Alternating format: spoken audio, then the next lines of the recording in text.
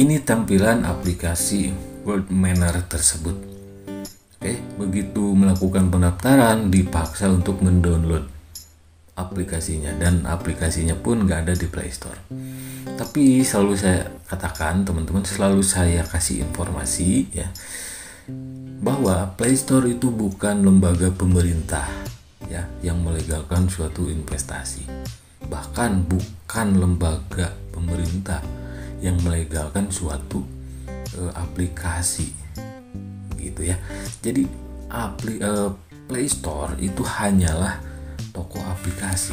Teman-teman bisa bikin aplikasi online shop dan mendaftarkan aplikasi teman-teman ke Play Store, itu contohnya. Bisa saja teman-teman ya.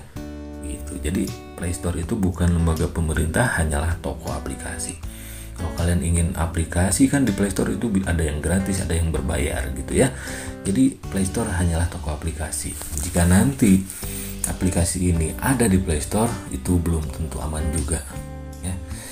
Nah, di sini tampilannya seperti ini ya, kayak apa ya, kayak aplikasi game penghasil uang. Tampilannya emang unik, lucu, kayak game gitu ya. Ya, kayak game penghasil uang atau saldo dana lah di sini. Terus di sini ada menu toko ya, ada kentang, ada semangka, ada ya, green pepper, ya, ada potato ya. Potato, watermelon, green pepper. Terus ada statistik di sini. Penghasilan, ini lucu ya. Penghasilan memetik buah, penghasilan dari mencuri buah. Waduh. Aplikasi ini mengajarkan membernya untuk mencuri itu ya. Mungkin waktu kecilnya si pemilik aplikasi ini terlalu sering mendengar cerita atau dongeng si kancil mencuri timun Pak Tani. Cerita dongeng waktu kecil itu ada hal negatifnya, sisi negatifnya yaitu si kancil mencuri timun petani. Mau selucu apapun kancil tetap mencuri kan gitu. Makanya saya ke anak saya jarang menceritakan tentang si kancil mencuri timun, jarang, karena nanti takutnya tumbuh dengan mindset si kancil. Terus di menu pusat pribadi di sini ada kelompok, ada cara bermain. Oke, nah di sini lane 1, lane 2, lane sampai lane 12. Oke, tanahnya ya gitu. Itu dari lane 2 oke sampai 21. Terus di sini set income-nya potato 15 USDT ya, watermelon semangka 50 USDT, green pepper atau paprika hijau 150 USDT. PIP 0, PIP 1, PIP 2. Income-nya, nah ini kan stabil ya, stabil ini teman-teman. Teman-teman bisa lihat dari sini income per hari sampai per bulan ya. Single day, weekly earning, monthly income. Oke. Nah, total income-nya wah gede banget nih. Per hari 0,6 USDT. Nah, ini stabil semua, menawarkan penghasilan pasti dan menawarkan penghasilan yang tinggi dalam waktu singkat. Itu adalah ciri-ciri investasi bodong, money game, skema ponzi yang selalu diinformasikan oleh Otoritas Jasa Keuangan OJK ya. Harap hindari teman-teman. Nah, terus PIP opening condition.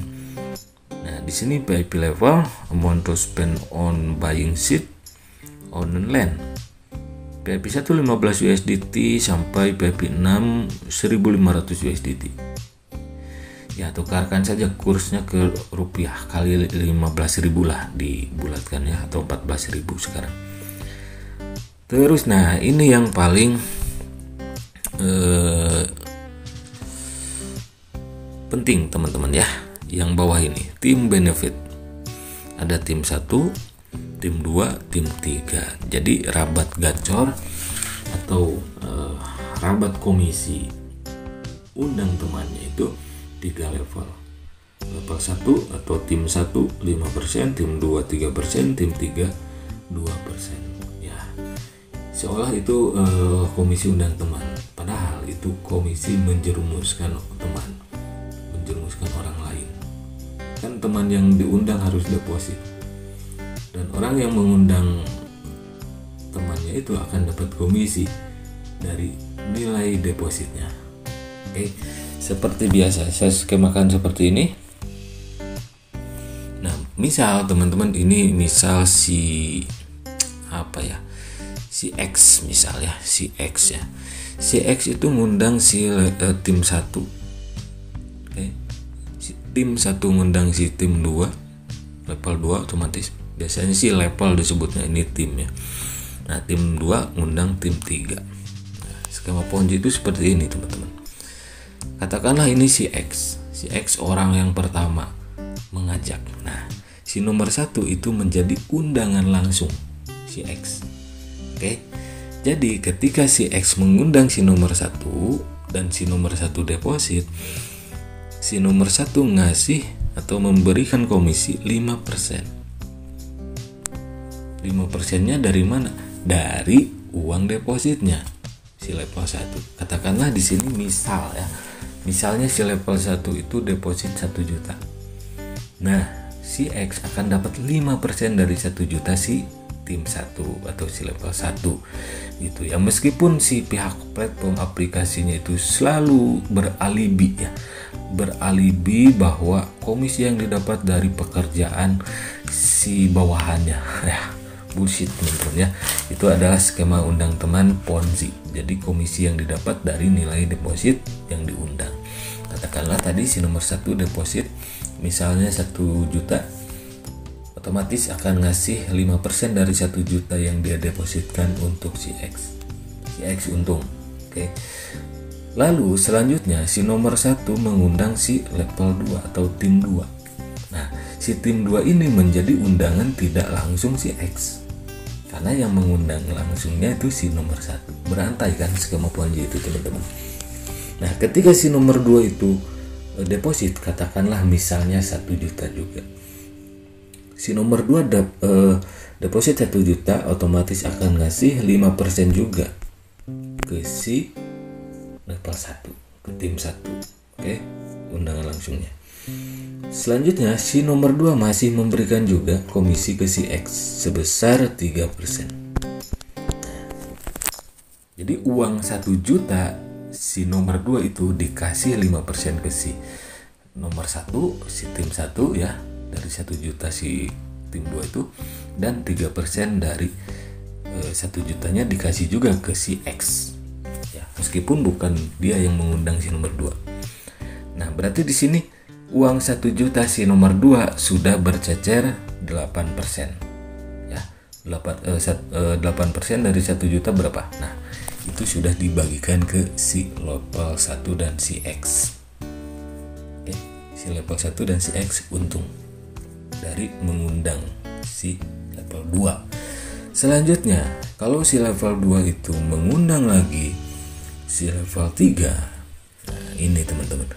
Si level 3 akan memberikan sama 5%. Katakanlah si level 3 juga depositnya 1 juta. Nah, uang 1 juta dari si tim 3 atau level 3 ini dikasih 5%-nya ke si level 2.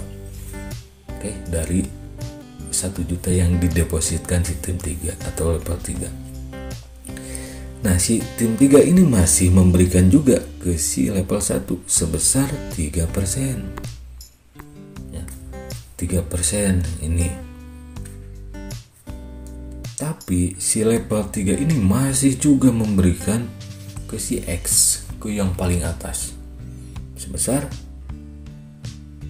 2%. Teman-teman ya. Jadi uang 1 juta si level 3 atau si tim 3 tersebut sudah bercecer 10%. Ya. Jadi 10% dari 1 juta berapa? Nah, berarti 10% dari 1 juta si tim 3, uang 1 juta yang didepositkan si tim 3 itu sudah dibagikan 5% ke si level 2 atau tim 2, 3% ke si tim 1, dan 2% ke si X. Dari skema ini, skema Ponzi ini, siapa yang diuntungkan? Si X. Dia cukup mengundang si nomor 1. Oke, yang ngundang si nomor 2, si nomor 3 itu bukan dia. Yang ngundang si nomor 2 itu si nomor 1, yang ngundang si nomor 3 itu si nomor 2. Jadi si nomor 2 dan si nomor 3 itu undangan tidak langsung si X. Oke. Jadi yang diuntungkan si X. Yang lainnya yang diuntungkan siapa? Si level 1 masih untung lah. Ya, si level 2 masih untung.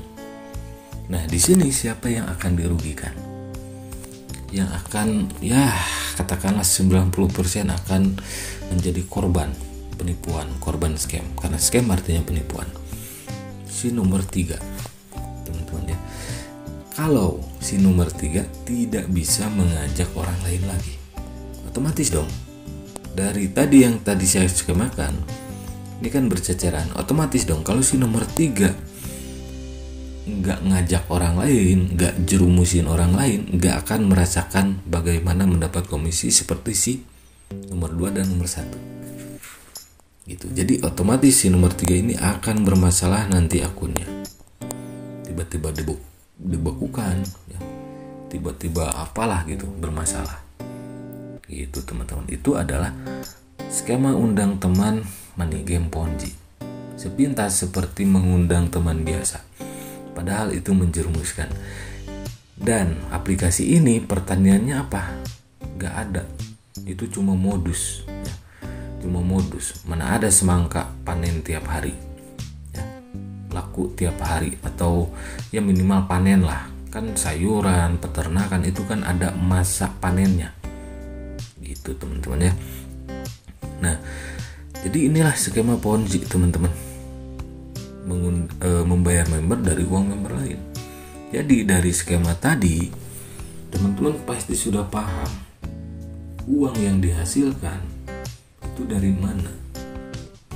Nah, benar sekali teman-teman, berarti yang dihasilkan uangnya, yang menghasilkan uangnya ya, itu dari uang member